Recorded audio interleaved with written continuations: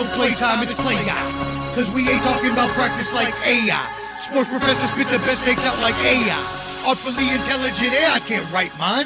Rhyme citing your girl's DMs like Messi after the goal time. That was a triple entendre, did you catch me rambling? Flipping Simone Biles, we the bottom line champion. I need my hands. Let's go, street pro, bottom line. Low, canteen, hot take, J&O. Sports professor, you know.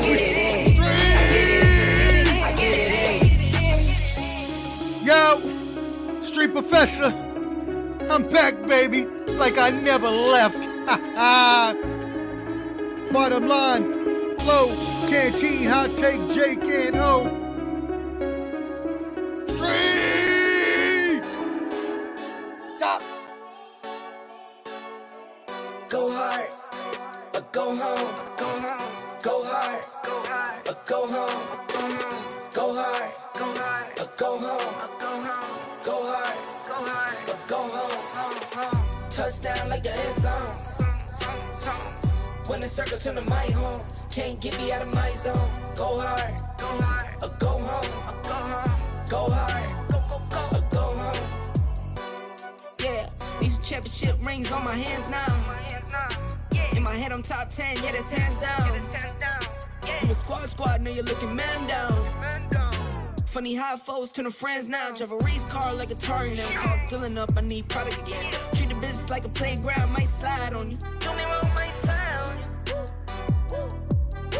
Do a backflip, cause I'm mad rich. I'm the definition of what that is. Go hard, or go home. Go hard, or go home. Go hard, or go home. Go hard, or go home. Touchdown like the end zone. When the circle turn to my home, can't get me out of my zone. Go hard, or go home. Go hard, or go home. I'm a warrior, I go back to back, then go back to back. If I top the top, then I double back, and I'm topping that. Yeah, I beat my own records. Yeah, I gotta get money fetish. Same team, I don't set trip. Never dull, this electric. Went and put the Ricks on my toes. Me and bro, that's the give and go. Stay 100, end zone. Keep them coming. I know. I won't flood my wrist, no, I'm not dumb like that. No. I just wanna give my mama 100 racks. Go hard, or go home. Go hard, or go home. Go hard, or go home. Go hard, or go home. Touchdown like the end zone. When the circle turn to my home, can't get me out of my zone. Go hard, or go home. Go hard, or go home.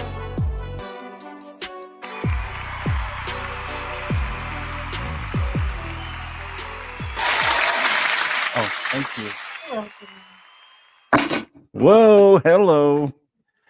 It's time to go hard or go home. Flo's here. I don't think anybody else is here. What's going on?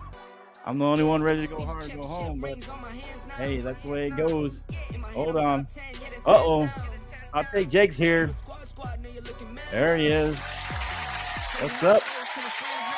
We're just waiting on Canteen and the sports professor. Welcome to the show. They'll show up in a minute. We got a guest today. Welcome back, episode 88. The Bottom Line Sports Show. I'm Flo. That's Hot Take Jake and Canteen and sports professor. Maybe they'll show up, maybe not. Maybe they will. I think they will. They might be running a little late. We're running a little early today. Different day, earlier. Got a lot to get to before the Cowboy game. That's right. Cowboy game. We're part of Let's Talk Sports and Sideline Sports, and we're on YouTube channel, three YouTube channels, three Facebooks, Twitter and Twitch and all that good stuff. And when you watch this live or on the repeat, please like, comment, do all that good stuff. We appreciate you. 1,395 on the Facebook, 5 more to 1,400. I know it says 1,400 when you look at it, but it just rounds up after 1,350, right? But when I look at the actual numbers, it's 1,395. So we need 5 more. So share, like, do all that good stuff. Appreciate everybody. Help us out and do that for us. All right, let's get into this. Time for the bottom line. Me and Jake. Jake's got his sombrero on and his sunglasses. I dressed appropriate, and we'll be talking about it later. Why? Oh, it's a surprise. Okay. All right. Absolutely. All right. So let's get into this. Hopefully Cantina and the Sports Professor come in a little bit, but we do have a special guest. Also, just to remind you, we do come out on Spotify, the audio version, the day after. So usually the day after. And you can hear us on there wherever you're going as you go. All right, so let's get into this. We're covering every key game, and then we're also incorporating Let's Talk Dallas Cowboys that that host Alan Perales does, and we're kind of co-hosts on there. And we're going to hit the top games. We're also going to do a little extra on the Dallas Cowboys. We're going to cover the key games. We probably don't need to cover the Broncos game because it doesn't really matter, right? Yeah, bull crap. It's not a key game. That's a huge game this week. That's not a big game. Nobody cares about that playoff game. implication game. There's no, but if we get to it, we'll cover that one. But thanks. Welcome to the show. We'll cover it, Jack. I'm just messing with you. All right. Let's get this. Let's give a warm welcome to our special guest. Been waiting to talk to this guy. Alan Perales. Here he is. Woo! Hello. Let's talk sports. What's going on, Alan? What's up? What's up? To quote the man Phil Brooks, I'm back. Yeah, let's go. All right. So welcome to the show, Alan. We're going to do a little sports. You get to hear for the whole show, but we're going to let you kind of take over at the Dallas Cowboy Report, kind of how we do the show. It'll just be a shortened version of that. But, man, I'm hoping for the Sports Professor to be here. He'll be here at 7:15 is what he said. 7:15? Eastern? Yeah, Eastern. So in about okay. 18 minutes. Maybe I'll take this. I had a little thing about Taylor Swift. Maybe I'll wait till he gets back. What do you think? Should I wait to bring it up? Yeah, wait on that one. All right, we'll wait on him. All right, so let's do this. So I got a little beer battered sausage here. I don't know if you can see that. But anyway, I got it right here. So my wife was making dinner, and I was like, I got to do this show. So she's like, well, you're going to even have to eat on the show. I don't know. All right. So, yeah, but bought these picks. She actually went 12-4 last week. 12 right, 4, and nothing but color scheme, and just looks at the colors and the teams and picks that way. 12-4. Can just message me. He'll be on here pretty soon. Okay. All right, so we'll see Canteen in a minute. But Matt, my wife, we call it bought these picks. I'm gonna start posting those, and she went 12-4 again. She doesn't lose more than about 4 games. One time she got 5 wrong, but usually about 4 out of 15, 16 games, depending on what we count Thursday night football. So, all right, so let's wrap it up here. Sunday night and Monday night football. We'll go ahead and wrap those games up, and then we'll get back to NFL after that. So. Where is my music? What happened? I guess I turned it off. All right. I like it kind of calming for me. All right. So let's go. Let's wrap up Sunday night football. So we hit Sunday night's game. The Ravens struggled a little bit with the Chargers, but ended up winning 20-10 against the Chargers. So here's the question. What's your confidence in the Ravens? Well, as both of you. You can go Alan, then you, Jake. And what's your confidence in the Ravens at this point? And are the Chargers done? I'm done with the Chargers, but what do you guys think? Go ahead, Alan. I think the Ravens are still one of the top teams in the AFC. I think, with how some of these teams are AFC, I think, definitely Baltimore's probably been one of the more consistent teams on both sides of the ball, offense and defense. Like you said, Flo, I'm done with the Chargers. The Chargers are toast at this point. Hell, right now it looks like they could finish last in the division, which that's kind of a shocker. But I'm expecting them to have a Brandon Staley firing here at any moment at this point. So I mean, he should have been gone at least 2 years ago, if I'm being honest. But I still think the Ravens can compete, especially in conference. The AFC is not as top heavy as people want to think it is. Buffalo has struggled this year. Miami, even though yes, they did put up 70 on the Broncos, they've still been inconsistent all year long. Kansas City, like we've seen them, they sometimes disappear in the second half, which this was the first week that they didn't do that this past week, but still, and then we're seeing the surprises, of course. Kudos to Jake. His Broncos are 6-5. They won 5 in a row. They're in a spot for the. They're in a position for a playoff spot. Right. Also in the AFC, you see both the Colts and the Texans both competing for playoff spots as well. Right now it looks like we could get 3 teams out of the AFC South. Did anybody see that coming? I sure as hell didn't. But yeah, it has been more competitive. It has been competitive like we thought it was going to be in the AFC, just not the teams we expected. And I think Baltimore has definitely probably been the biggest surprise out of all of them, because I personally picked Baltimore to finish last because of how competitive the AFC North is. But with how good Lamar Jackson's played this year, this is probably the best team he's had in a long time. I don't think he's playing that great, but yeah, that's fine. But yeah. I still like them. I think they can make a deep run in the playoffs. I still think they can make a deep run in the playoffs. So they're a top 3 team in the AFC now, right now, you say? Top 2? I would say top 3. Oh, okay. All right, Jake, what do you think about this game? Any thoughts coming out? Well, nothing surprising by the win of this game. I saw this coming a mile away. Chargers were going to charge per usual. Brandon Staley, congratulations. You've just become the worst head coach of all time. Are they going to fire him before the season's over, Jake, you think? Well, here's the thing. I think that they have a couple. Now, I'm not counting them out against. They play us twice, and we got to go to LA first. Easy games. Well, we'll see what happens. I don't shortchange anybody. We got to worry about the Texans first. But they got the Patriots this week. That should be an easy win. I think the Patriots are tanking for that top pick in the quarterback rounds for a top 3 pick in the draft. Here's my thing. The second that these guys are eliminated. Wait a minute. What Belichick will probably take a guard at that position, won't he? Yeah, he better not. My God. I mean, come on.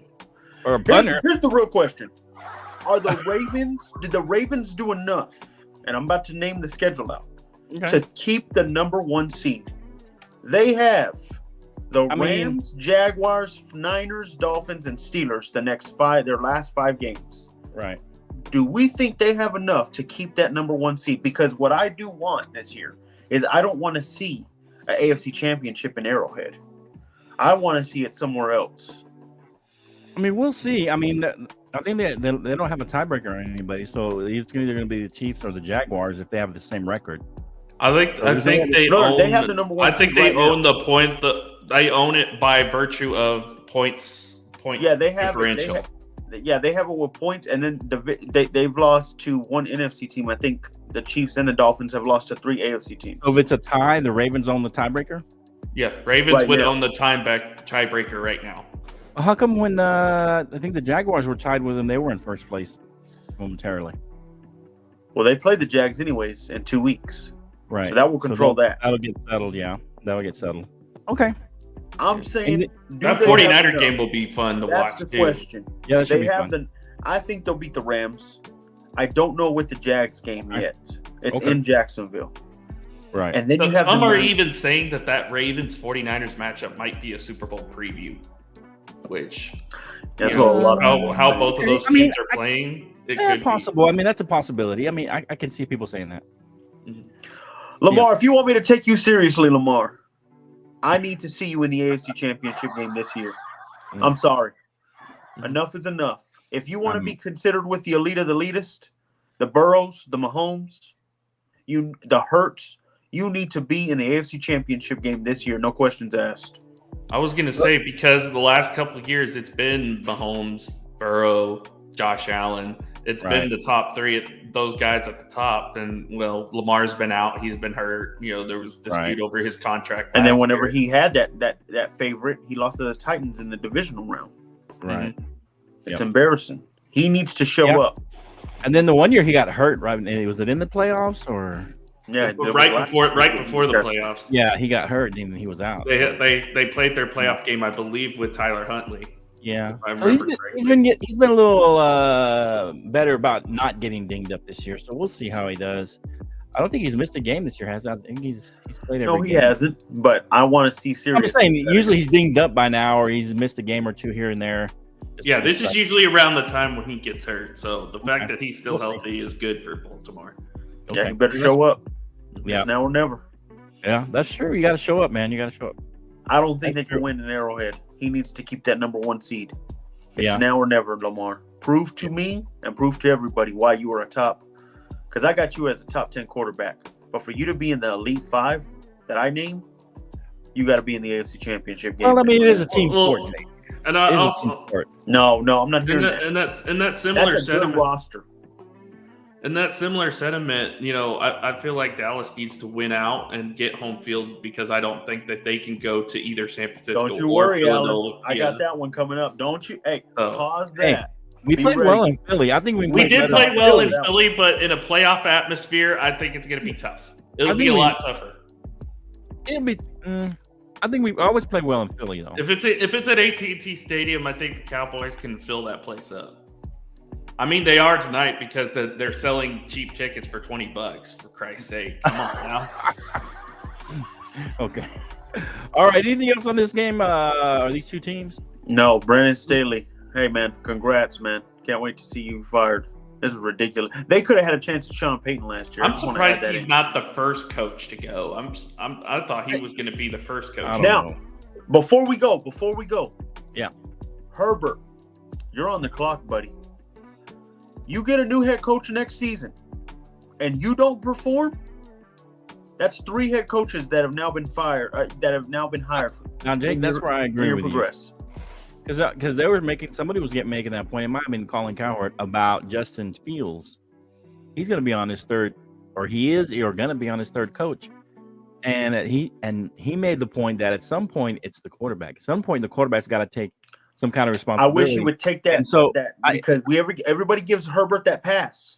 Right, Herbert makes a lot of mistakes. That's what I'm saying. I think in Herbert's case, I think he should get some of that blame as well. This is going to be his third coach. I believe Josh Allen gets a lot of blame now, and rightfully so. But I don't know how Herbert gets this scapegoat. Yeah, he does seem to get a pass sometimes on that kind of stuff. So, all right, let's move on. Let's hit real quickly Monday Night Football. I mean, not a lot of playoff necessarily implications. I mean, the Vikings are still in the hunt technically. The Bears are probably out of it. But let's look at this. It looks like to me, I've said this a while, and maybe you've heard me say it, Josh Dobbs will turn back into a pumpkin, similar to Geno Smith. I've said that before.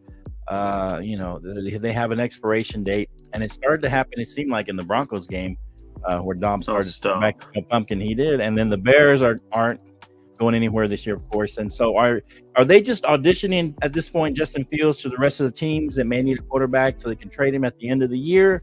And can the Vikings salvage at least a playoff appearance? Do they even want to? And another kind of question out there, will they hold on to Cousins next season? Go ahead, Jake. I'll let you go first. I'm going to start with the Vikings first. Okay. It's time to blow it up, guys. I don't want a Kirk Cousins average year. Are you going after the ring or not? Right. Vikings fans are crying right now that they have to keep seeing mediocrity every year. Okay. Step up, stand up. You have teams. Let me tell you something. The Bears have a top 2 picks in the top 5 right now currently. Yeah. You have a chance to trade with that team if you have to go get yourself a quarterback. Or you can trade with other teams in that time. There's about 5 quarterbacks that I've been saying that are going to be drafted in this first 32 draft. To go after Justin Fields when the season's over. Oh, no, I don't. I'm about to get to Justin Fields. Don't you worry on that guy. That guy is trash. Good luck being a backup. I mean, that could be a Chicago problem because Chicago has never had a good quarterback. Minnesota. It's been a long time. Well, Minnesota's season's done as of now. I think the only team to fight now that has a negative record is the Rams. Okay. Yeah, the Rams have been coming on lately. I would put Green Bay in that. And absolutely, I'd put Green Bay as well. Green Bay is on a hot streak, and they got the Chiefs this week. That could be a very, very good game. Can't wait to see it. Okay. As for the Bears, it's time to move on. I Blow don't it know all up. whether to get Caleb or to get a Drake May. Those are the two top picks in my opinion. Two top quarterbacks. I mean, they got a one top or the other. Two top fives at least. You need to get rid of Justin Fields immediately. The fact that you couldn't even score a touchdown against a mediocrity Vikings defense was embarrassing. Yeah. That was bad to watch. And the only reason that game was a game is because of Justin Fields' fumbles. Justin Fields, I'm sorry, man. Sometimes you got to be cut out to be the Ryan Fitzpatrick of the NFL for the next 20 years. Congratulations sitting on the bench. Wow. I'm sorry. I got to call a spade a spade. He's not worth it. I tried to tell my friends this back then. I'm telling them now. Ohio State. No, I think he can still be viable somewhere that can coach him. He's good with quarterbacks. Maybe Dayball, somebody like that. Justin Fields came from Ohio State, didn't he? Ohio State quarterbacks always fail. Do they not? Well, I don't know. Stroud. Well, I mean, except for Stroud is one an who's outlier. playing well right now. Stroud is an outlier. Yeah. Stroud is an outlier. Per average. Burrow was a Buckeye. At one ended point. up being a bust. Burrow was a Buckeye for a little bit. He didn't play for them. But I'm saying he was a Buckeye though. He's LSU. All right. What do you think, Alan? Well, that's like saying Jalen Hurts was what played in Bama, but Hey, I know a lot of Bama fans that try to claim him. They still try to claim him. They still try to claim him, but guess what? He graduated from Oklahoma, so he's ours now, guys. Sorry. But yeah, I'm right there with Jake. I'm right there with Jake as far as Minnesota's concerned. I don't see them. I know they're getting JJ back here, not this week, the next week. Still, that might be their only shot to maybe make a postseason. But still, after what we saw Monday night, I don't know if I trust Josh Dobbs or not. It seems like he has a little bit of flashes here and there, but inclement weather is going to be a key factor in postseason games going down the line. They're going to be a wild card team anyway, so you're either going to go to Detroit or you're going to go to San Francisco, which if you do make the wild card, you're pretty much done at that point. Right. Already be hating on me. I agree, Alan. I agree. Hey, here's the thing with Josh. I'm right there with you because I don't think Kirk Cousins is staying. I think they're getting rid of him. Yeah. Get rid of Kirk Cousins. I'm telling you. You think they're getting Stop rid of it, him? Vikings. Where does he go though? Your fans a chance. Because Kyle Shanahan loves Cousins. He wanted Cousins the last time. Well, Brock Purdy's playing. Brock Purdy's not going anywhere though. I'm telling you, they're riding with Purdy. Okay. I will say, Jake mentioned the guys coming out in the draft. If Minnesota does make a move at quarterback, there's a couple of them that I like. Jaden Daniels from LSU is a good one. If you want a guy who has a little bit more experience under his belt, maybe go get Bo Nix, who could be good. There's several. Obviously, you're not getting the top two. You're not getting smart. I like their head coach. You're not getting the top two. Let's just get that out of the way. The Drake May and Caleb Williams are going 1 and probably 3 in this draft. So that was a good line. You're not going to get either of those two guys, but the guys after that, Jalen Daniels, if he doesn't go to either New Orleans or Atlanta, those two teams definitely need quarterbacks at this point. Walker Moore is such a hater. Great value, Undertaker. We should play this for you. There's a reason I'm dressed like this, guys. Don't y'all worry. We'll be getting into that later.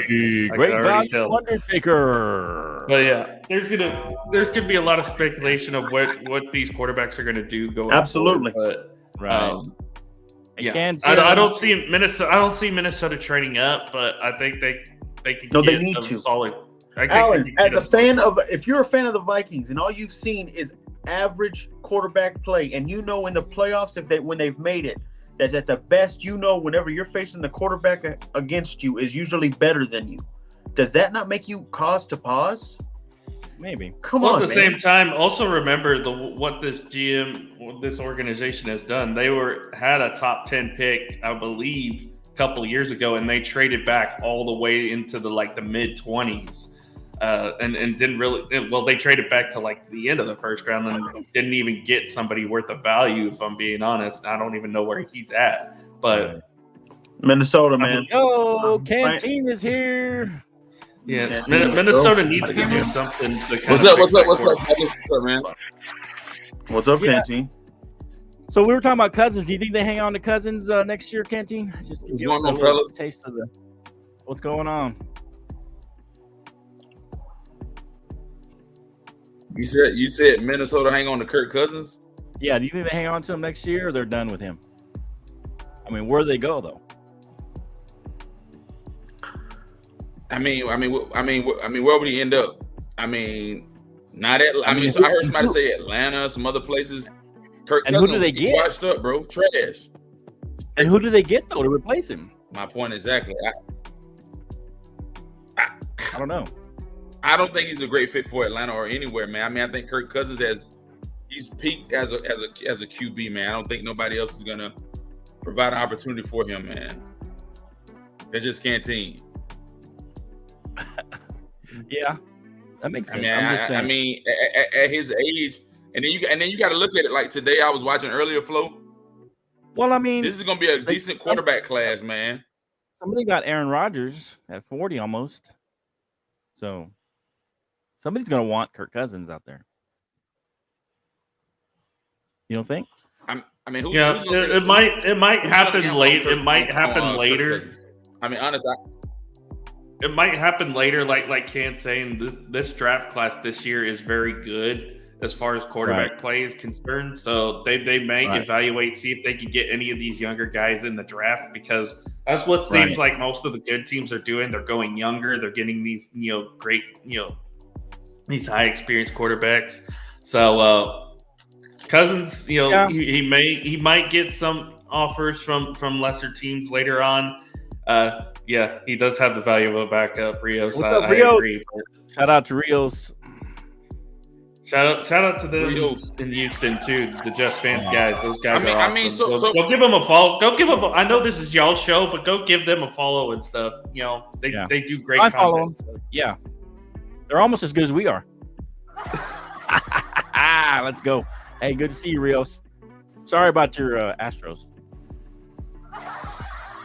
All right, let's go. Hey, Flo, for a guy like me, man, what I was saying, man, you got a good quarterback class coming up, right? And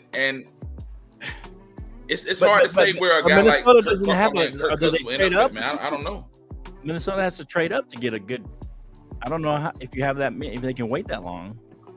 I mean, can you get it right now? They're from the mock drafts I've seen, early mock drafts I've seen for Minnesota. They have them taking edge rusher round 1. Oh wow! They have them going edge rusher. What is it, like 4 or 5? They do need some pass rushers though. 4 or 5 maybe need some pass quarterbacks that are coming out that everybody's kind of talking about. Penix, Bo Nix, Drake May, Caleb Williams. That's 4. That's they 5. They had Shadur Sanders on the list, man. Could they possibly get one in the first round? They had Shadur Sanders on there as well. He's not coming. I think he's going to repeat. He's going to stay. He's coming back one year.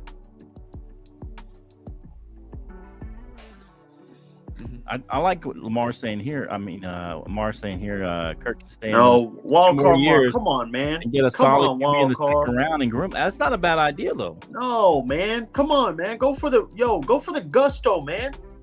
That's the team that are winning, man. Go for the Gustavo. It's never. So I don't know. Two guys. Hey, Flo. Go ahead. Hey, Flo, check this out. I hear what Jake is saying.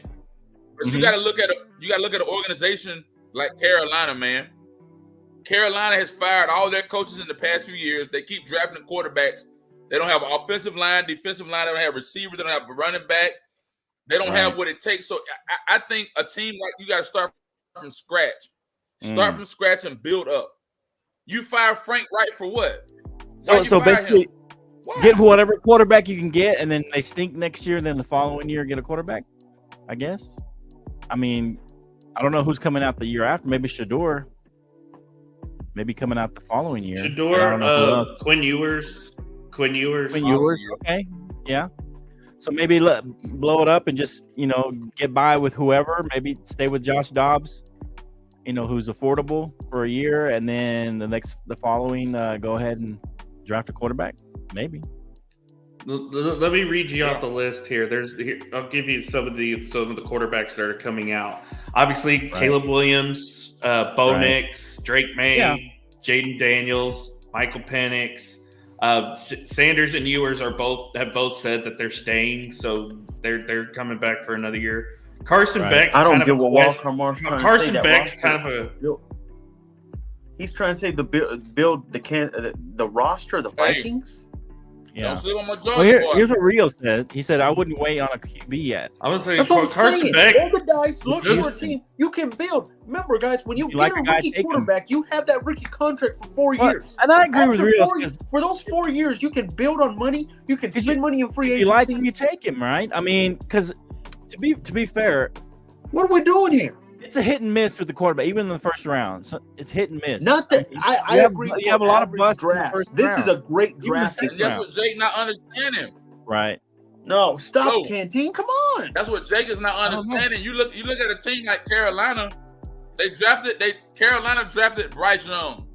They never imagined their season tanking the way it's tanking. They put all their eggs in a basket. Undersized quarterback. Come on, Jake. And you got fired. You know who to blame for that, right? You know who to blame for that, right? That's David Tepper's fault. Because that's David Tepper's fault because. Go ahead, Alan. Let me get on this real quick. Okay. The head coach, Frank Wright, and a lot of the personnel in Carolina wanted C.J. Stroud. They wanted to draft C.J. Stroud because they felt he was the better option at quarterback. And to be David Tepper, the owner. Look at coming into the draft. David Tepper, the owner, most ready. Said, David Tepper, the owner, basically said, "No, we are drafting Bryce Young, the most seasoned, most experienced guy." Right. I'm not saying Bryce Young's going to be a bad quarterback. Right. No, I'm not saying that either. But he just ended up in a bad situation with a terrible owner and that's usually what happens. Ended up getting fired. With number one picks, that's usually what happens. You end up in a bad organization a lot of times. Especially the number one overall. He has nobody to throw it to. I can't even name anybody on that roster he's throwing it to. It's embarrassing. But that's what I'm trying to tell you, Jay. Meanwhile, look at what Houston did. It's a complete rebuild in one season. They got a brand new GM, brand new head coach. They have a winning culture there now. They have the quarterback to get them going. And not only did they draft, C.J. Stroud number 2. Rios called it during the draft live stream that we did for the Let's Talk Sports. They traded up and got Will Anderson, so they got their pass rusher. Right. Not only that, the GM, the front office staff actually had C.J. Stroud in their war room and was like, "Hey, he had a lot of input on the draft." And C.J., let's just say he was in that third, fourth round, he was banging on the table, and I'm sure Rios will say this as well. He was banging on that table for Tank Dell. Yeah. And they ended up drafting Tank Dell. So they went and got him his number 1. So. Right. Yeah. That's fair. That's what good organizations do. They let their young players still be involved a little bit in the they gotta be involved a little bit, but you got to be totally sold on who you're picking too. You can't just pick just a quarterback once. I mean, like I know in recent years, Mike has been vocal about some of the guys that have come into Dallas. Dak has done the same thing, and that's kind of helped build the team camaraderie a little bit. Yeah. Houston's done a great job with that in their drafts. There's some other teams that have done great with their drafts lately. So we're seeing it. We're seeing the results of it. Yeah. All right, let's move on from this Monday Night Football. I thought Monday Night Football would be fast, but we start talking about Apparently not. Apparently not. Apparently it was a good topic. No, especially for you guys. I don't know. But anyway, so let's just do a little NBA here. The quarterfinals are set for the in-season tournament for the NBA Finals. I mean, the in-season tournament finals, I guess. Anyway, yeah. So I don't think I can bring it up. Anyway, So here's what we got. We got the Celtics and the Pacers facing each other starts on December 4th, and then the Pelicans and the Kings face each other, and then you got the Knicks and the Bucks early game on the 5th, and then the Suns and the Lakers on the 5th as well. So 4 games to get you to the semifinals. The winner of the Celtics Pacers plays the winner of the Knicks Bucks. Winners of the Pelicans Kings plays the winner of the Suns Lakers. So let's go, Canteen. He hasn't been here too long. What are you thinking on this one? What do you think of this tournament? If you got any comments about it, have you seen any of the games? Do you think it was worth it? And then just give me your picks, basically, on who you think is going to win the quarterfinals here. Man, I haven't even been a fan of this whole tournament, bro. Right. I think it's a waste. I think they're trying to figure out more ways to generate revenue and get people interested early. Because most people don't start getting into the NBA finals. Most people don't start watching NBA until like after the All-Star break, going into the playoffs, into the Christmas. finals. So Christmas. At least till after, usually the first game people watch. The New Year's, so after New Year's, you start watching a little bit because football's almost. And then like, Clubber D made a good point. It's about money and making more money, whatever. But I'm definitely gonna go Celtics. Man, I like the Celtics. The Celtics are 14-4. They look pretty good. I think the Celtics will beat the 9-7 Pacers, and then I gotta go Kings, man. Kings on that game that same day on the 4th. I'm going Kings and I'm going Celtics. Okay. And then on the 5th, I'm gonna go Kings. I gotta go Bucks. I gotta go Bucks, man. The Knicks are not hitting the mark. Okay. Now I think but they made it this everybody wants to talk about. Yeah. Right. And I think the game that everybody wants to elaborate on, Flo, is that Suns and Lakers. Right. I'm going Lakers. I'm gonna take the Lakers like Jake. I'm gonna take LeBron and company. Lakers and company, right, Jake? Right. I'm gonna go Lakers over the Suns in that game. Yeah. Hey, and shout out to Jake's dad. He says, "Man, I've tried to watch other podcasts. They're really boring compared to this one." That's right. That's right. Let's go. Tell your friends. Share it. Get it. Let's go. Let me get my point on this quick. Yeah, go ahead, NBA Jake. Hopefully we don't spend much time on this. My gosh, this is ridiculous. The NBA is trying every way they can because right now this is the NFL season, man. And right now everybody, this is the thick of things. NFL live, bro. The only thing that seems interesting is that it's single elimination. Maybe they should start doing this when it comes to real playoffs to make it more of a scary type of thing, best of 3 rather than a best of 7. But of course they won't do that. The NBA is scared to lose money whenever they fill the stadiums up a couple more times a year. But in the end, NFL is king. NBA, please take this away next year.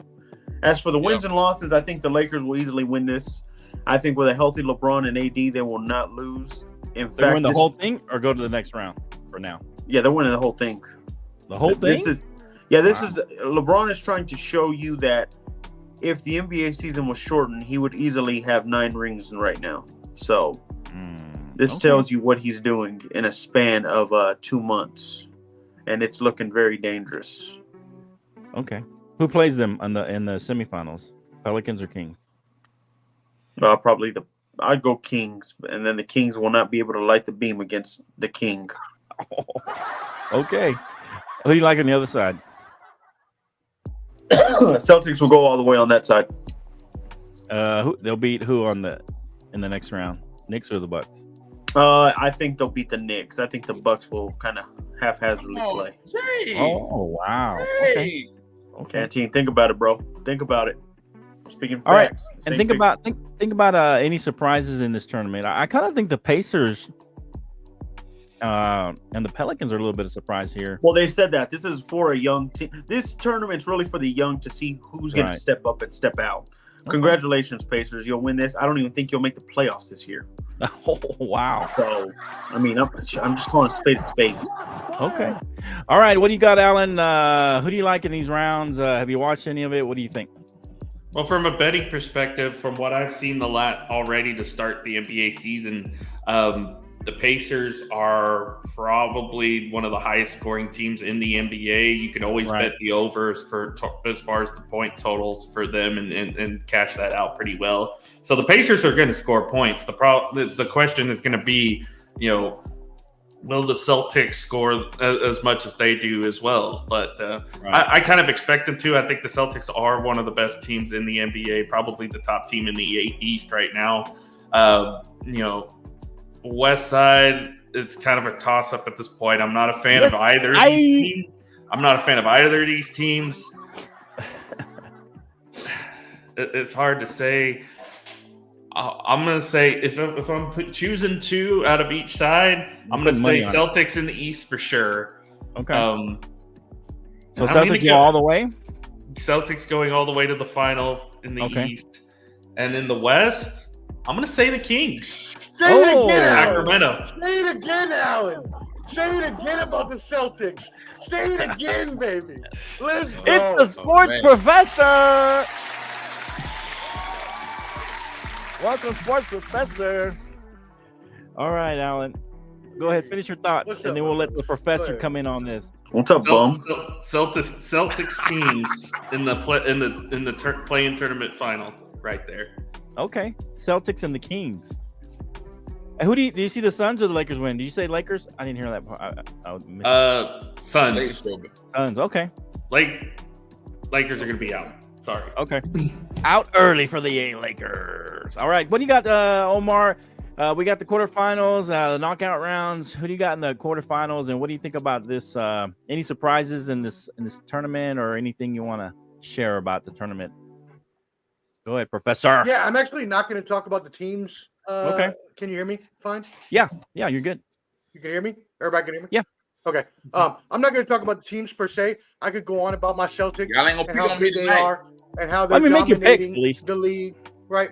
I could go on about how the Lakers lost by 44 the other day. And LeBron had the least points in 20 years. I could go on about many things, gentlemen, but that's not what I'm going to do here. What I'm going to say is that the NBA in-season tournament needs a change. I am sorry, but we are not soccer. We're not European soccer. We're not any of this other crap with point differential where Jason Tatum, Jaylen Brown, and the whole starting five of the Celtics are in the fourth quarter of a blowout because they have to win by 40 points. No, I'm done with this. Get rid of the point differential. NBA, you're not soccer. Go to a single elimination tournament, whatever. I don't care. Go to a college baseball style double. That's what I said, Omar. Whatever. Go to single elimination and stay at that. I don't know what this point spread bullcrap is. Stupid. It's stupid is what it is. Point differential. And it's hurting the game is what it's doing. Because if you haven't seen, coaches are attacking each other. Players are feeling sorry that they're having to blow other players out. Players are getting mad that other players are grabbing rebounds and fouling people. We had to foul Andre Drummond 6 times. This Mauricio guy's drunk. Just because he couldn't shoot from the line so we could win. Well, it's crazy, man. Well, to be fair, Rios is probably like 3 shots in at this point. He's actually, you might not be wrong there. Let's go. Rios is known to be a heavy drinker, so he probably. I love it, Rios. Let's go, baby. Pacers and the Kings. Hey, I mean, it's not a bad pick. The Pacers have played well. They're a young team. I will say this: he has predicted a lot to happen this year. Let's not forget, I mentioned this earlier, going back to the NFL draft, he called Houston trading up from 10 to number 3 to get the 2 and 3 spot. Right. Hey, shout out Wildcard Mar and IOW Sports. Y'all type in with them. And Rios over there at what's that one called? Alan? Just Fans Podcast. And Just Rios. Fans, let's go, baby. Yeah, let's go. Shout out to those guys. Appreciate you guys watching. And so real quick before we move on to some college football, I had you early on, Omar, Sports Professor. I had this little tidbit, a quick aside, as they say. So apparently Travis Kelce in his latest podcast revealed his nickname for Taylor Swift, calling her Tay. Tay. Just Tay. Just plain Tay. Hold on, Omar. Just Tay. So Taylor has now finished her tour and spending more time with Travis and his residence. Interesting. I just want to know how you feel about that, Professor. I know Tay Tay is your girl. He just called her Tay. He mentioned her and he said Tay.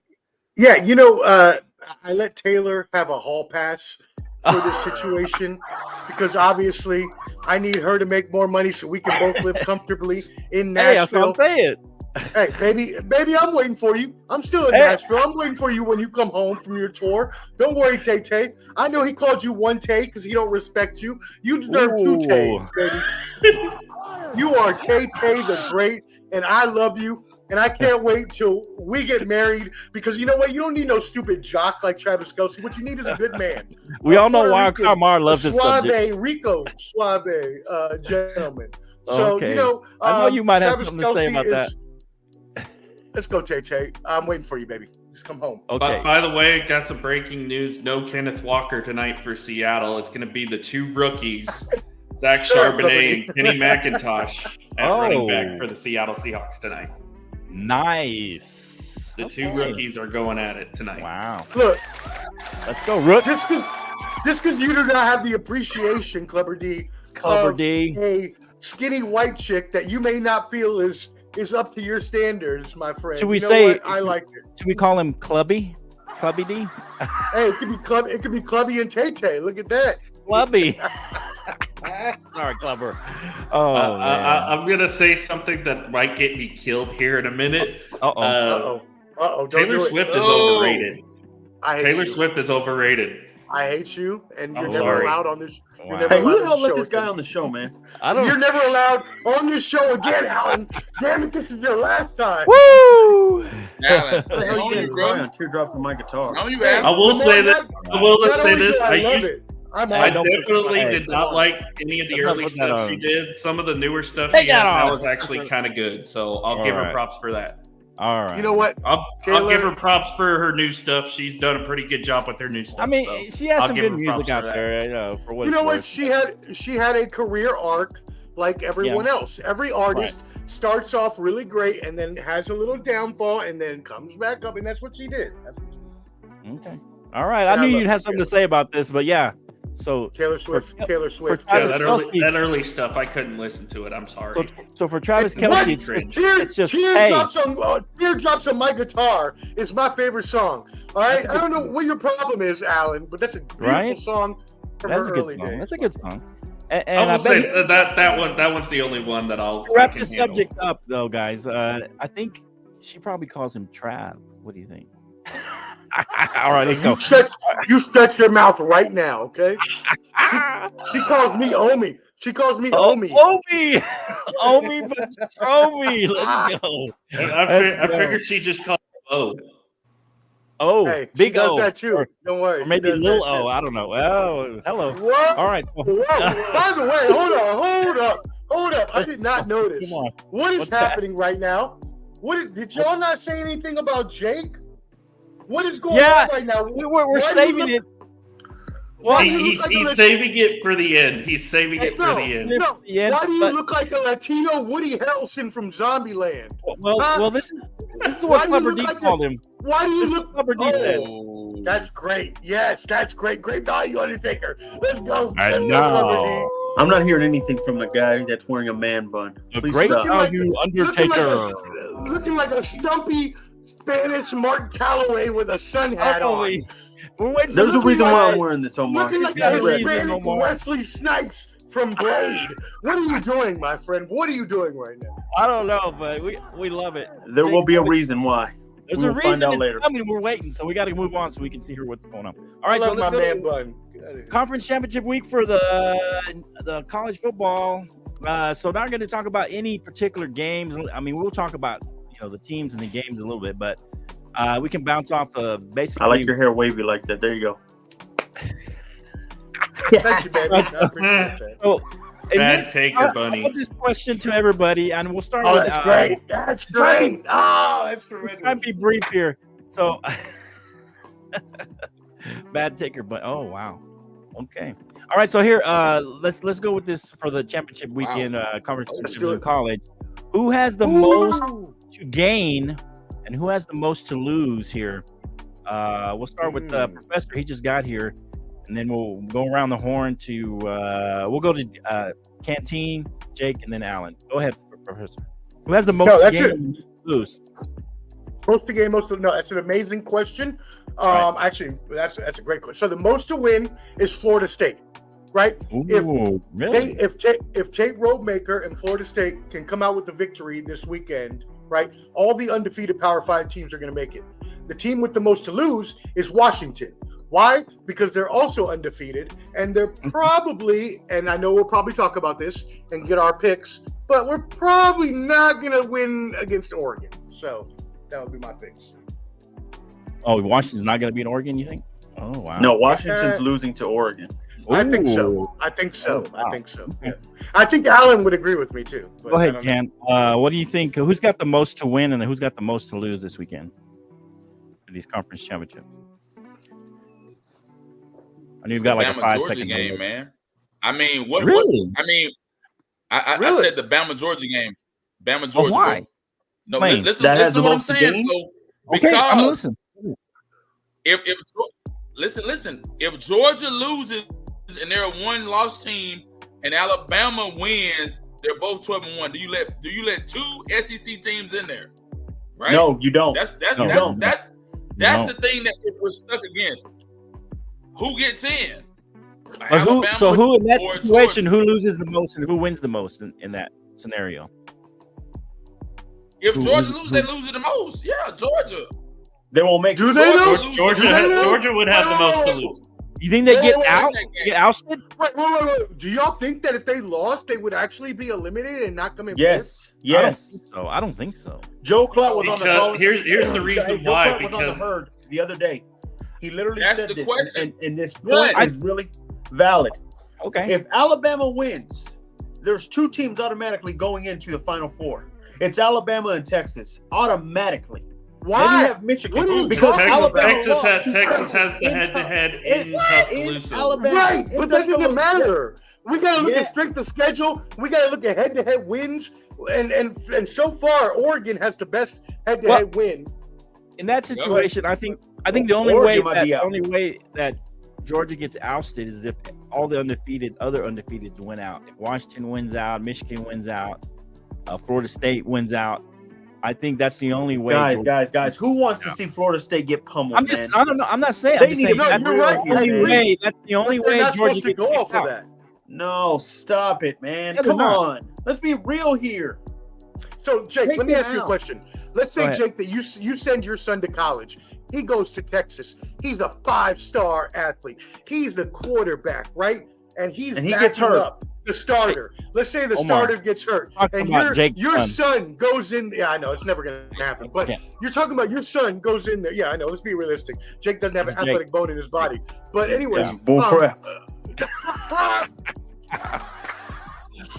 And so your son comes in for the hurt quarterback. Do you think that he can't take them to the championship? No, and here's why. Wow.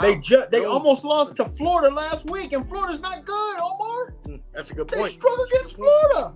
That's a good point. That offense runs around Jordan Travis. Yeah. If I'm being honest. Really, it does. It does. Hey, Ken, so were you done with your thought, or you got something else on this? My bad, Ken. Sorry about that. No, like I said, FSU wins, for me, Flo, I've been wrestling with Georgia, Alabama. Right. Okay. That's the thing I've been wrestling with Georgia, Alabama. I don't think that Florida State has a chance either way. Even if they get beat by Louisville, I don't think Florida State has a propensity to go forward. But what I'm saying is, if Georgia loses and they're 12-1, and Bama loses and they're in the same boat, they can't. How do you justify putting two? Yeah. Wait a second. I know what I'm saying. If Bama wins, then you put two SEC teams in there. I don't think so. I think Washington's probably going to lose. They'll have a one-loss. You have a bunch of one-loss teams at that point because I think Florida State's going to lose. I don't think Washington's going to lose. Nah. I think Washington's going to lose, and I don't think Washington's going to lose, bro. Yeah. What do you got, Alan? What do you think? Who's the most to win, most to lose here in your opinion here? This is tough because a lot of these teams have a lot to lose. This is the craziest the college football playoff has been. That's a good question. In a long time. It's awesome. It's so awesome. And the fact that it's the last year of the 4-team playoff too, it's what the people want, and it's going to get even crazier when it goes to 12 next year. So, I mean, if we did 12 this year, we'd be talking about who's going to get in, Liberty or Tulane in that final spot. So that's how crazy it's been as far as this season has gone. So most to lose. I would say it's Washington. Because if they lose this game, they lose to Oregon on Friday, they're definitely out. Exactly. They're definitely out because, I think they're going to still try to find a way to keep Georgia in even if they lose. Right. Because That's Georgia what I'm saying. has that. Yes. Georgia has that pedigree. They have Georgia's their back-to-back insane. national champions. They have that respect. Right. Exactly. Yep. And that's They're what gonna want to try to put Texas in because Texas has that head-to-head win Which is over Alabama. way deserving. Way deserving. Do they need to be in? Well, I think the only way They're Texas gets in is if Washington loses, Florida State loses, they have to win big, and I think Alabama has to lose to Georgia, and then I think almost Michigan has to lose too. I think Texas can still get in if Bama does beat Georgia because I think they're going to value that head-to-head win. Although some people on the committee are going to. Although I will say some people on the committee will look at that head-to-head schedule and say, "Wait a minute, they lost to a 2-loss Oklahoma team. Right. That's kind of a red flag." So that might prove to be Texas's undoing. Yeah, Texas lost to a 2-loss Oklahoma team. Okay, so I agree a It little doesn't bit. matter. We lost in the final seconds of that game. You lost still though, just like you lost to Alabama last year. Hey, shout out to us when we beat This is what the commit. And here's the other thing too. Ohio State, they only dropped them to 6. Right. I didn't expect them to get dropped just to 6. I thought they were going to get dropped to at least 8. Yeah. So if entire chaos ensues, does Ohio State get in as the 4th team? If that's Bama wins, that is Texas' best chance I'm to get saying. I think if all the top 4 teams win, they're all in.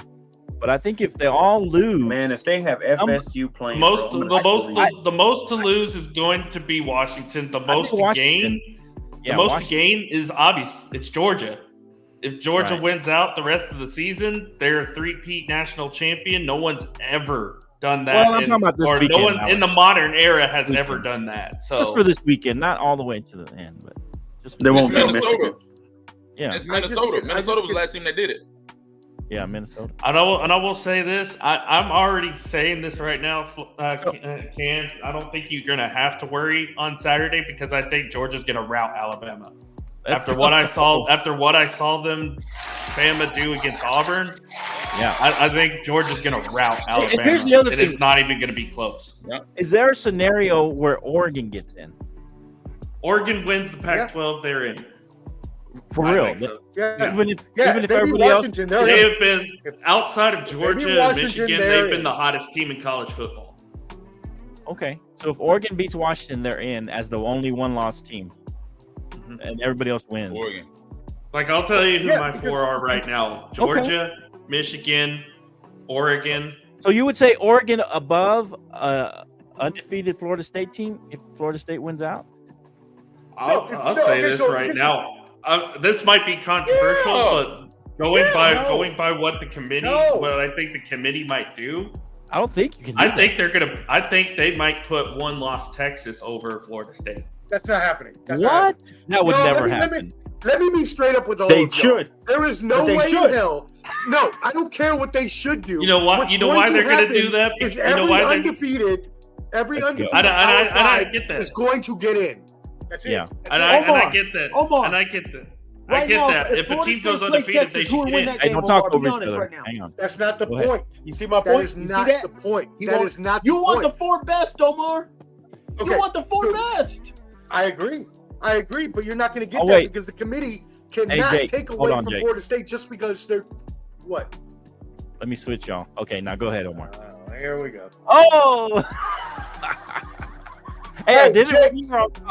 Even from down here, I can tell you that it's not going to make a difference if an undefeated Florida State wins out in a Power 5 conference. They're getting in no matter what. That's ridiculous, man. And you know it too.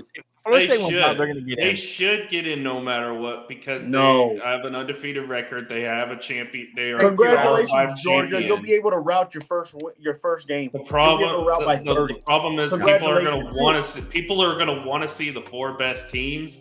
Right. But the problem is the committee cannot justify taking Florida State out if they're undefeated. So they're kind of in between a rock and a hard You place. lost your QB. Sorry, that's justified enough.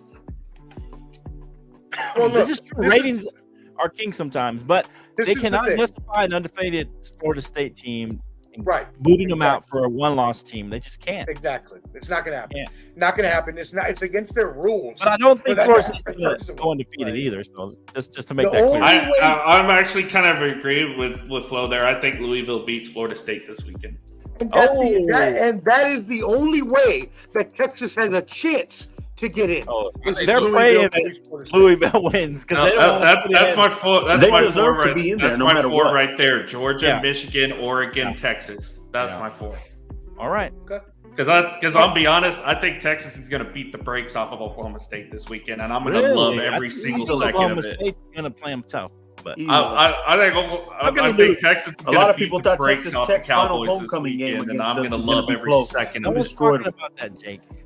I am so tired, you guys. I live in Oklahoma. Let's get this started.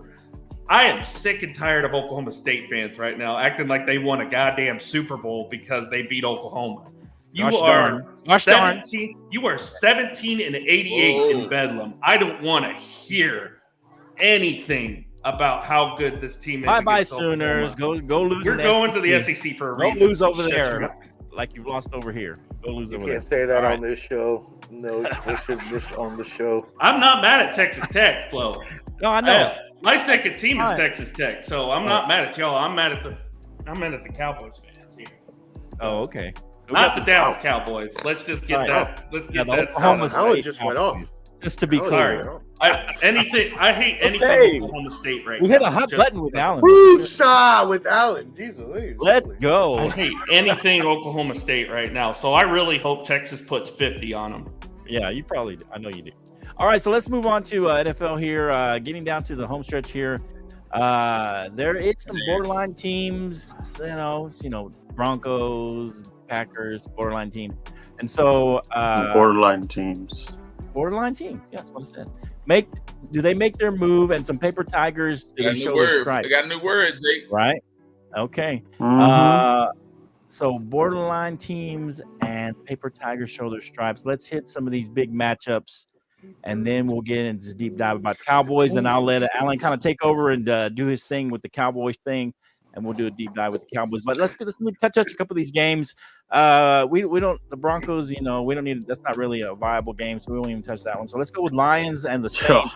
I'm just kidding, Jake. We'll touch on it. All right, so the Lions go on the road to visit the Saints. The Lions reeling after a bit of a shocker, losing to the Packers of all teams who are on a 2-game winning streak. The Saints also coming off a loss to the Falcons. Let's go with Ken. How much of a chance do you give the Saints? And was the Lions loss just kind of an anomaly? Just one of those any given Sunday things. What do you got, Ken? It was an any given Sunday for the Lions, man. I think. Okay. I mean, the Saints so you don't think they were? The Saints got beaten in Atlanta Sunday. Oh. That says a lot that the Falcons are in the driver's seat. Okay. Falcons in the driver's seat. Falcons are number one team in the NFC South right now. Right. I don't have much faith left in New Orleans Saints. They're not going to beat Detroit on Sunday. They're not going to beat them at all. Okay. I think that Jared Goff and Montgomery and St. Brown, they've had a time to regroup on offense. Their defense is solid, man. I'm going to go with the Saints Sunday. I'm not. Oh, really? Saints with Detroit. My bad. Detroit. Oh, I was going to say. Okay. Definitely Detroit. Okay. Because Detroit. Maybe it wasn't an anomaly.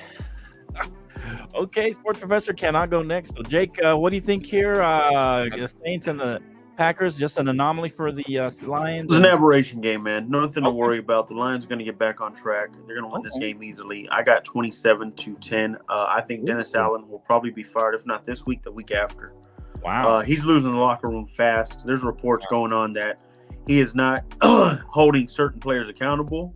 Okay. And it is looking bad for him. So, as I said from the beginning, get his butt out of there, please, because Derek Carr needs a better head coach. So the Saints have no shot here? No, hell no. Okay. All right. What do you got, Alan, on this game? Yeah, I'm in agreement. I think Detroit wins this game easy. Saints are missing their top 3 targets on offense. No Michael Thomas, no Chris Olave, no Juwan Johnson, so they're going to be without some of their best players on offense. You can't really rely on the shell of Alvin Kamara and Taysom Hill in this game. I think Detroit's going to run wild. We saw that in the game last week, Atlanta was able to run up and down the field on the New Orleans defense. I think Montgomery and Gibbs are going to have big games in this game, so I'm going Detroit big as well.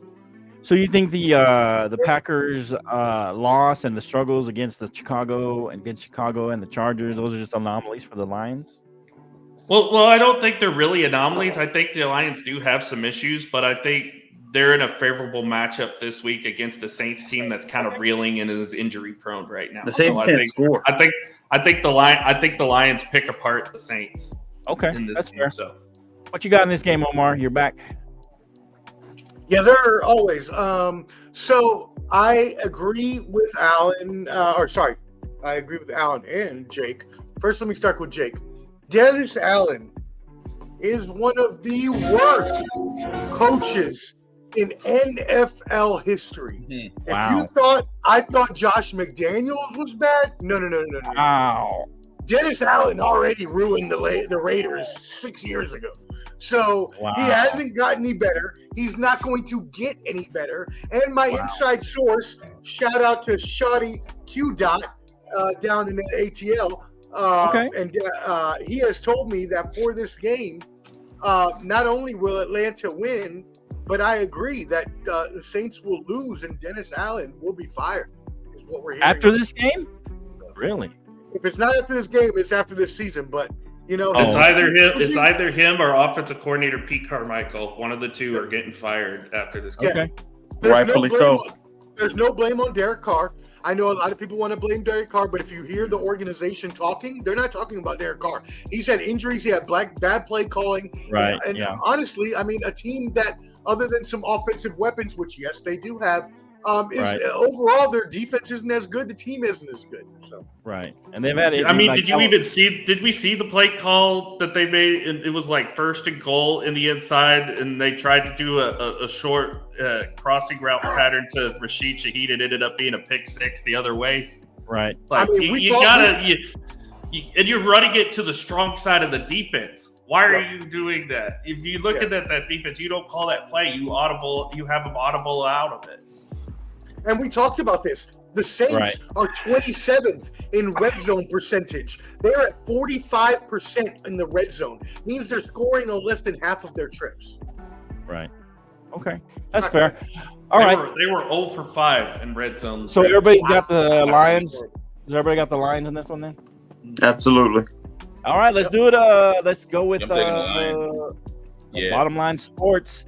5-fecta. Everybody's going. We broke the curse on that, so we're all going with the Lions. Let's go. All right, so another big matchup. Two teams vying for a wild card spot. The Broncos, the frisky Broncos, and the Texans, who are also frisky. And they both need to win this game. They both need to win here. 6-5 for both teams. Texans are 3.5-point favorites at home. So who are you taking in this game? Let's go, Omar. We'll go Omar, Jake, Can, Allen. Yeah, very easy for me, gentlemen. There ain't no way on God's green earth that the Broncos win 6 games in a row. CJ Stroud is straight up balling with his boys take down Nico Collins and the rest of the group. So I have the Houston Texans upsetting the Denver Broncos 27-23. Ooh, a close one. Okay. Yeah, the Broncos are at home. They'll keep it close. Okay. What you got, Can? We'll go Can, Allen, and then Jake, because this is his team. Man, Denver has done some phenomenal things this season. Still riding with the Broncos? Denver has done some things that I didn't believe at the beginning of the season. Let me finish. I did believe it, though. Here's what I think. I think Russell Wilson gonna have a breakout game Sunday. Russell Wilson will have a breakout game Sunday. What does that mean? 200 yards? Russell. You're talking 300 yards, 3 touchdowns? Is that what you're saying? Time out. 300 yards. You're predicting 300-yard game. That would be a breakout. That's the only way it's a breakout game. That's the only way to break out.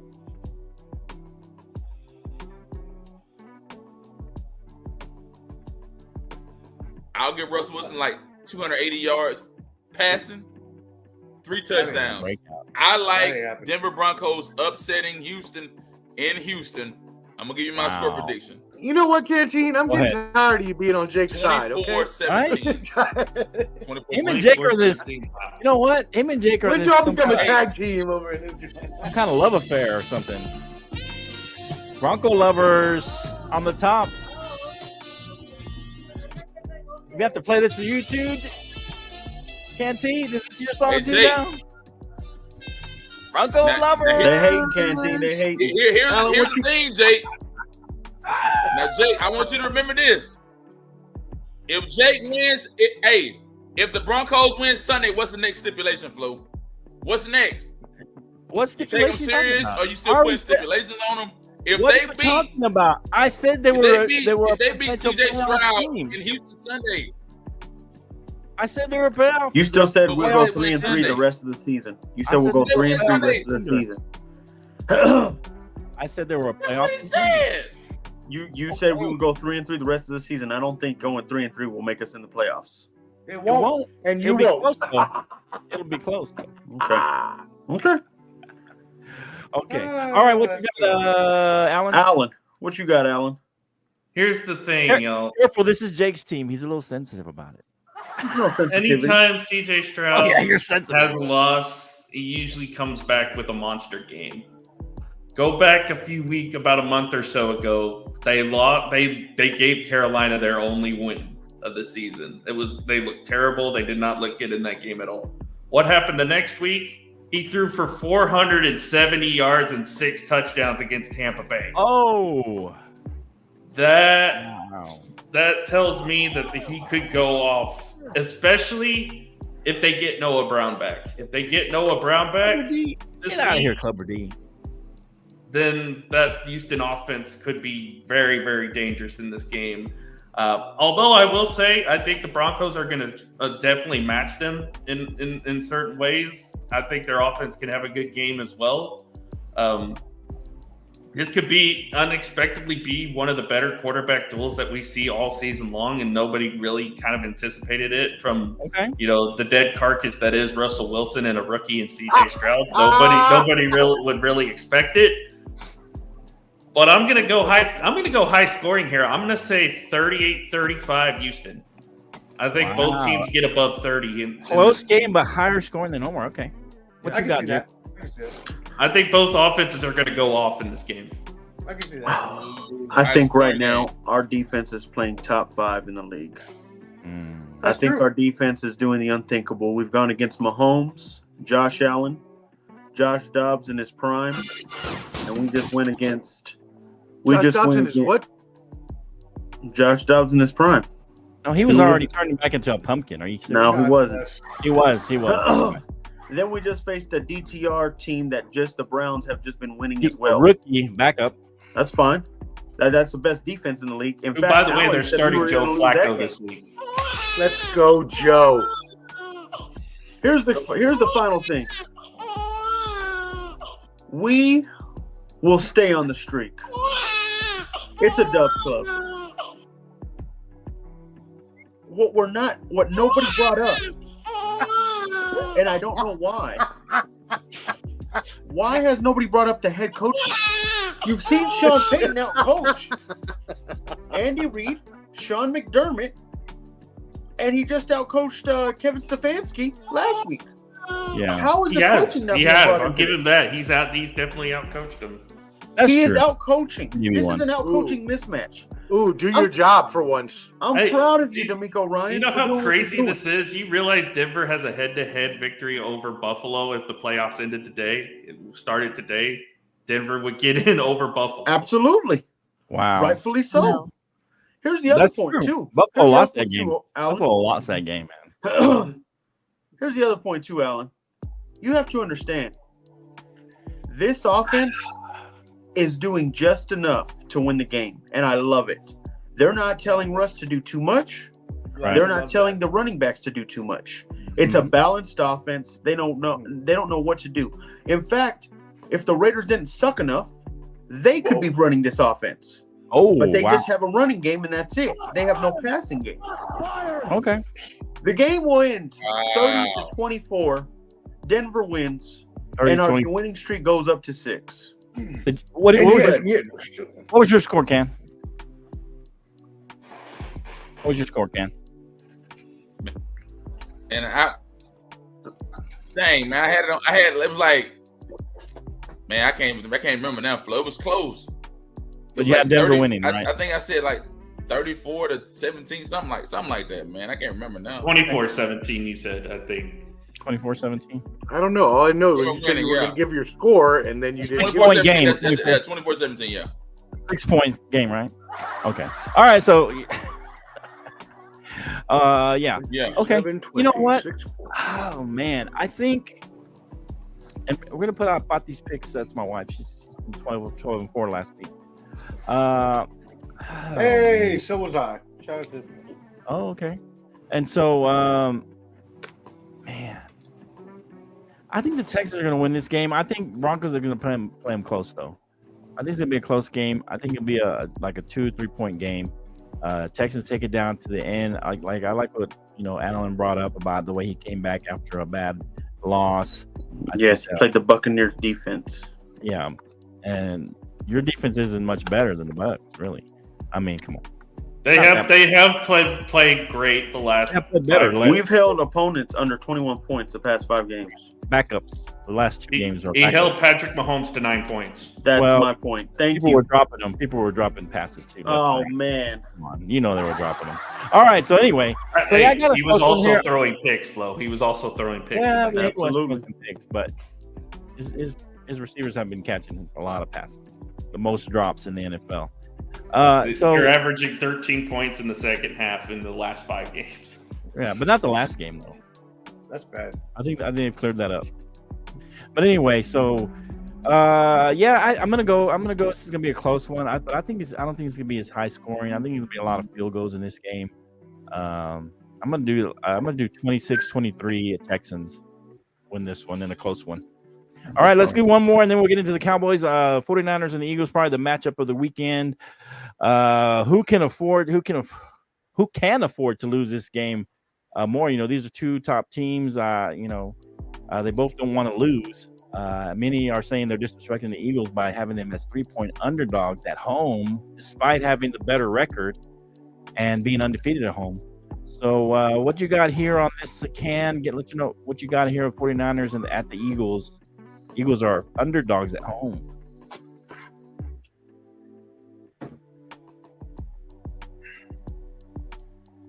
I gotta go 49ers on this one, man.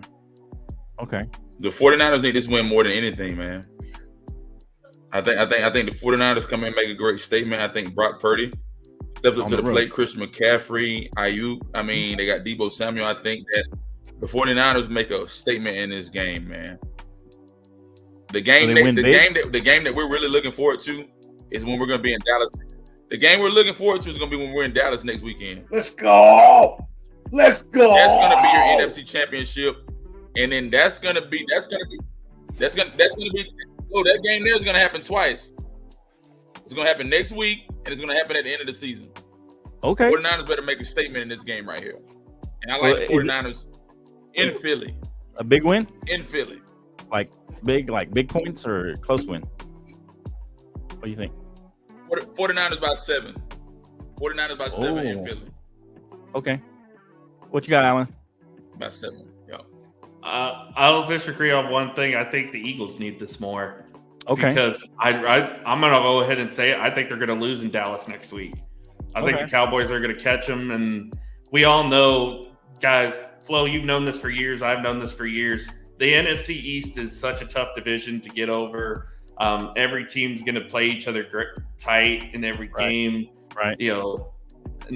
For us, I feel like we have to win out to win the division. But that also means that the Eagles have to lose another game. This game they can potentially lose as well. Like you said, 49ers are favored on the road in Philadelphia because they have been really hot.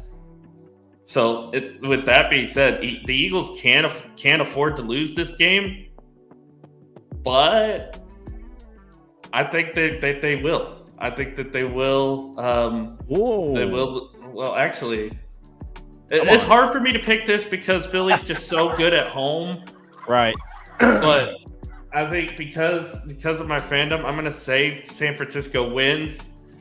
And then if we win, and then if we beat them next week, we actually take over first place. So I'm gonna say the 49ers win on Sunday.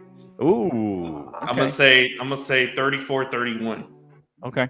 And it's the rookie Jake Moody who gets a game-winning field goal. Oh, rookie. Okay. All right, what you got, Jake? We'll let you go next, and then Professor will wrap it up for us. You can practically feel the Cowboy fans just begging for them to lose. I can hear it out of your voices, just hoping for this. I haven't talked yet. Y'all keep getting so let up each week that they're losing, and then they come back and win the game. I know it's hurting y'all. Here's the thing, guys. Bad nightmares for y'all. They only lose one of these two games. They don't lose them both. So I'm going to go they will lose this game. I think it'll be close. I think that and you're gonna have them losing this game. That's fine because I feel they'll win next week and sweep that division. And I can't wait to hear your response to that. You're going with your heart. So here's my point. Okay. They'll lose this game because I think the Niners are hungry. They're more pissed off of what happened in the NFC Championship game last year, and they're angry about it. That's fine. Okay. But do not count them out next week. Because then Jalen Hurts, Jason Kelce will be on a vengeance next week to make sure that they put to rest the NFC East. Okay.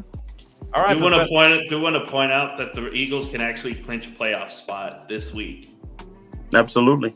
They could if they win, and I believe if the Rams lose, they get a playoff spot. Well, they're clinched, right? Okay. You still need them to lose another game to get the division. Well, if they lose today and lose against the Cowboys, that's all they need. No.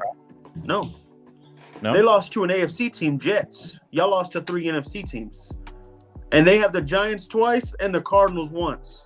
And if the Cowboys beat them with the same record, the head-to-head goes to Dallas because of the win in Dallas. Yeah. Why would the win in Dallas mean anything?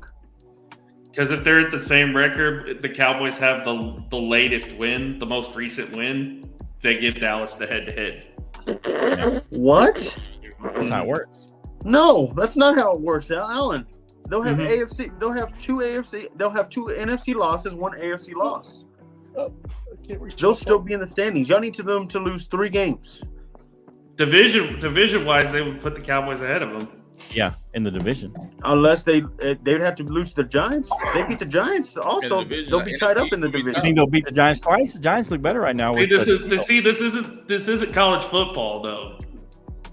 Yeah. This is head-to-head wins actually matter in the NFL. Y'all both would split. It'd be a split. They would count the most recent win, and they would also go by.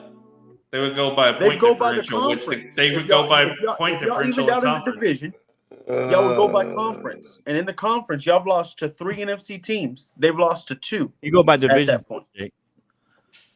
Well, do we expect them to lose to the Giants? Man, y'all are some wishful thinkers. I'm just saying, we go by division, and you go by point. They go by division before conference, and they would both be tied. And then you go by conference after that. And what's the conference? Well, you don't have to get that far because you got the point differential. No. Point differential's after the conference. Is it after conference? I think point differential comes first. No. It's conference. It's division conference. Go look it up. Okay. That's why I'm saying y'all need them to lose 3 games. All right, Professor, what do you got here? The Niners. Eagles. Yeah, my friends. This is going to be a awesome game. I remember something that was said last week on our show. By Wildcard Mark, shout out IW Sports. But I remember he said the Phillies are the ugliest, or the Eagles are the ugliest 10-win team. And I went on to watch Wildcard's show to find out more about what he meant by that. And he meant in an ugly fashion is what I meant by finding any way to win. And that's what he meant. The Eagles just find ways to win. They're behind, they come back. Jalen Hurts is a leader of a team. He is a great leader. He is going to lead them back to the playoffs. He may even lead them back to the Super Bowl. But this weekend, my friends, I'm with Allen. Wow. I think they lose this weekend to the 49ers. I think the 49ers rolling. You better hope they're losing twice, Omar. Brock Purdy. Let me get to that, Flo. Calm your horses. We'll get to that later. Don't say anything about that. You have him coming in. You have Christian McCaffrey rolling like a beast. You got Brock Purdy playing like a top 5 QB. The 49ers defense is massive. I hate people keep comparing them to this Vikings team. I hate this. Yeah, I don't know about that. What I will say though, point reels. It's not though, because the Vikings won a bunch of games. No, the Vikings last year won 7 games by 3 points. And how do I know that? 11. Omar? 11. 11 was it 11? Oh, 11 games by No. 3 points or less. You're right. 11 one-score games. 11 No, one-score you're right. games. It was the 7 was the Raiders. My bad. 7 was the Raiders last year. That's how I know that stat. So, anyways, thank you, Alan. 11. I knew that the Vikings had more than the Raiders. That's not the Eagles this year, though. The Eagles are a good team. Man. The Vikings weren't. That's the difference. There. Exactly. The And they've been there won. before. Right. Yep. Come on, man. And so I have the 49ers in this game. And you know what? I think the 49ers, not the 49ers, I think the Eagles need, I'm saying this, and I know most people don't want to hear this, to lose a couple games. And you heard me say a couple, right? You heard me say a couple, right? Okay, I like that. I like where you're going there. Oh my gosh. I want to say this real quick. What scares me about the way Jalen Hurts is playing is because what I'm seeing from him right now, I saw in 2019 when he was in Oklahoma. Yeah. If you go back to the Baylor game in Waco, they're down 31-7. Then they come back and OU comes back and wins that game in Waco. I know you're a little divided. That's exactly what happened to Buffalo last week. That's exactly what happened between. You're exactly right. Last week. Here we go. They got down big and they came back and won that game. So basically, everybody's taking the 49ers, right? That's why I'm scared of Jalen Hurts right now, because if he's playing like this, right? I don't know. Eagles lose 2 in a row. Yeah, This is ridiculous. Here's the thing. In the playoffs, turnovers are important. In the playoffs, turnovers are important. Talk about playoffs. The way you're playing, if you're playing ugly, if you're winning ugly, turnovers are important. And they've had a lot of turnovers that have bounced their way. They've had a lot of turnovers that have bounced. Interceptions that haven't cost them and penalties. And penalties. Yeah, and they've given up a lot of yards. That secondary's given up a ton of yards. I was going to say, you go back to the game at home against the Cowboys, they had 3 fumbles that they were able to recover. Had one of those gone our way, Dallas wins that game. And they had 10 first-half penalties against the Bills, which basically helped them in that. So penalties, the secondary being suspect, turnovers that have bounced their way, interceptions that haven't really cost them because of the situation or what happened or when the turnovers happen. Wow, they look like the Kansas City Chiefs. All that stuff, though, that catches up with you. Turnovers and all that, penalties, all that catches up with you. And it caught up with Minnesota because Minnesota's big thing was they had a terrible defense. And they were just always in shootouts. And they just happened to, win 11 of those. And this year they haven't been as well. And then, of course, they lost Cousins. But they gave up 33. The Vikings last year gave up 33 points to the hapless Colts. And had to pull off the greatest comeback in NFL history to win that game. Here's the thing. Here's what I think. I think all those things cost you in the end, and they're going to cost the Eagles at some point, but not in this game. I think the Eagles are going to win this game. In a close one, it's going to be a nail-biter, but the Eagles find a way to pull it out in the end. Somehow the ball bounces their way one last time. They may have a turnover that costs them and keeps the game close. But I think they may do just enough to pull this game out and beat the 49ers in a tight one that goes down to the end, kind of like the Bills game. Maybe it goes into overtime too, but the Eagles pull this out. And then next week, that's what I'm looking for next week. All right, that's what I think. I think the Eagles pull this game out. I really do. It's gonna be a close one though. All right, let's go. So Thursday night football game today. It's already started. We went way too far. 0-0, 12 minutes in the first quarter. Alan, go ahead. Do a condensed version of Let's Talk Dallas Cowboys. Go ahead, Alan. Alrighty, so I'll start with this. Who's the player to watch in tonight's game? I'll go around the horn, and Jake, Omar, you guys can chime in as well. In fact, Omar, I'll start with you. Who's the player to watch tonight? Jake Ferguson, I believe, is the player to watch tonight. The Seahawks are soft on tight ends, and I believe that Jake Ferguson will score 2 TDs tonight. Oh, Jake? Geno Smith. Geno, it's your time. Wow. You got to show up to win the game. The spoiled milk pumpkin? Is that what you're doing? It's up to him. The only way they win. Okay. Ken? CeeDee Lamb, man. Okay. CeeDee Lamb. I think Dak Prescott has. I think Dak Prescott. Boom, boom, boom. CeeDee Lamb 2 touchdowns. CeeDee Lamb 2 touchdowns. Hey, one of us is gonna be right. That's what I like. Well,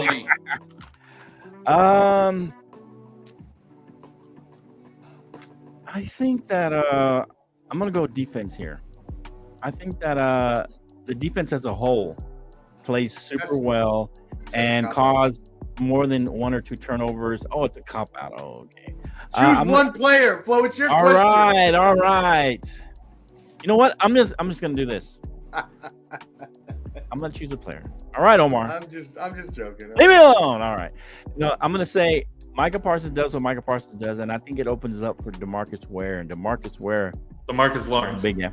Marcus Lawrence. Sorry, Marcus Lawrence has a big game this game. Maybe 1 or 2 sacks, and maybe he causes a fumble. The old man. I'm gonna go. The old man has a big game this game.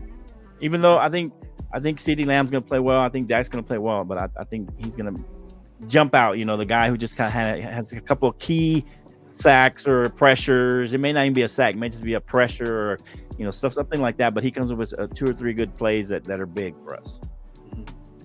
I'll give you one for each side. I'm going to say Brandon Cooks for Dallas because I think he's led the team in receiving the last 3 weeks. He could come out and have another big night tonight. Okay. Seattle, I'm going to say Cam's old running back from Georgia, Kenny McIntosh, getting a crack to play tonight. What? I'm going to say Charbonnet's going to get stuffed a little bit. He's already gotten to play a little bit. That defense might intimidate him a little bit. And I think, McIntosh, of course, he played in the SEC. He's not scared of tough teams. I think he's gonna show out a little bit tonight. That's a deep cut. Nice. Okay. So McIntosh. With that being said, I'm going to watch the game. I love y'all. I'm out. You don't watch the game, Omar? I'm just joking. We'll go score predictions around the horn here, and Jake, I'll start with you first. He's got the Seahawks. All right, guys. Let me tell you something. Hey, are you going to give us the whole costume? What's the deal with that? This is why it's now or never. Okay. Oh, okay. About time. I'm wearing this because it's a funeral. Oh, it's a funeral for either one. Oh. Seattle, if you lose this game, you will miss the playoffs. You will not return once again because you have to face the Eagles. You have to face the Niners once again. You will be then on a 4-game losing streak if you lose this game. You will be out the playoffs instantly. So you will be in the funeral. But Cowboys, if you lose this game, this is your first chance at beating a team that's over 500. Second off, you will not catch up to the Eagles. And once again, you will have to go into Philadelphia or in San Francisco to win a game in the playoffs. And I don't see y'all doing either one, as pointed out by Alan earlier in the show. So it's a funeral for y'all as well. This is a must-win game for both sides. Who wins it? Who wins it? I'm going Flo, you know, Flo, the only 23. What is the it? only funeral He's going Seattle 27-23. Geno wins it. Last second touchdown. 27-23. It's a shocker. And boy, boy, do we figure out what Dallas really is. You know, Flo, the only thing that needs a funeral. Yeah. What do you think that is, my friend? It's this horrible bucket hat Texas Undertaker. Just like what are you wearing, son? What do you mean it's a funeral for who? The Dallas Cowboys who are 8-3 and could take a loss and not mean anything? Huh? Are you talking about the Seattle Seahawks who are already behind? Their funeral has already happened. You missed that, buddy. You should have done that last week. I'm sick and tired of your outfit. You look like a park ranger who went into the dark and is trying to find the chupacabra and the Sasquatch. And I'm sick and tired of you and your horrible prediction. Darkness retreat, maybe. He looks like the minister of Aaron Rodgers. He looks like the minister of Aaron Rodgers' darkness retreat. Oh, yeah, there you go. He probably does. Yeah, he probably. You're the dark shaman giving all your dark rituals to Aaron Rodgers. 27-14 Cowboys, and I'm sorry for cutting in, Canteen. I apologize. Go ahead, Can. Man, for me, this is a must-win for Dallas, man. We win tonight, we make a statement.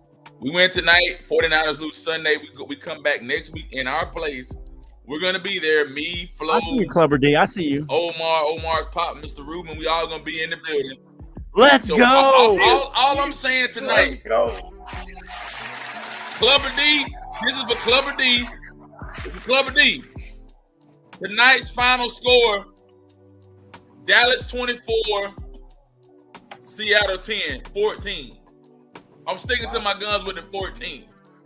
We make a that is 14, tonight. Canteen. Hey, that's 14. Dallas. That's actual 14. Okay. Dallas about 14. Yep. Flo? Dallas about 14. Yeah, I think it's going to be a tight game early. It is kind of tight right now in the first quarter, not just because of that, but I think it's going to be tight early. I think the Cowboys do have a little pressure here because everybody's narrative right now is they can't beat a team with a winning record. That's Jake's narrative, all the haters' narrative, blah, blah, blah.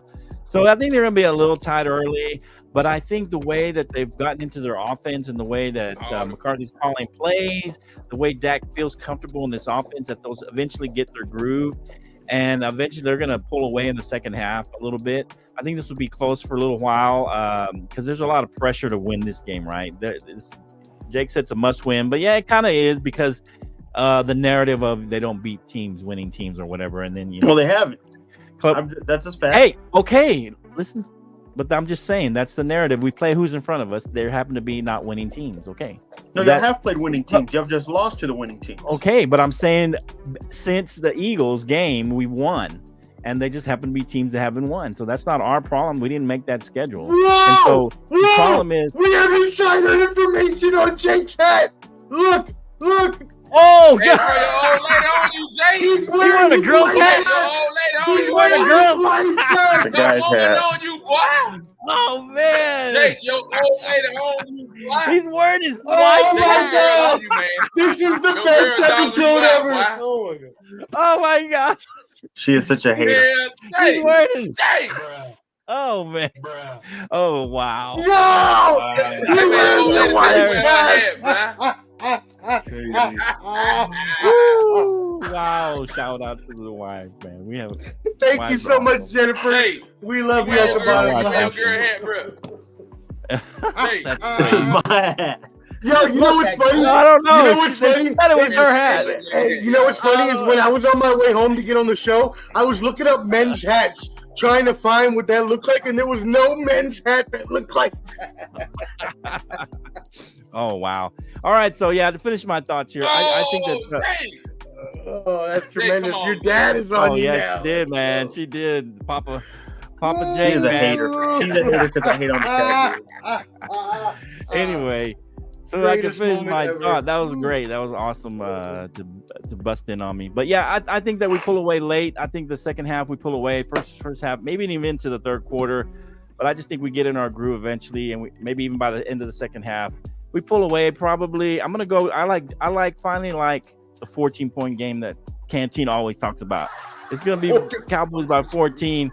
We're gonna do. I gotta add up, make sure I get to 14. But I say we do. Let's do 31 because we've been blowing people out, but it's not gonna be quite as big.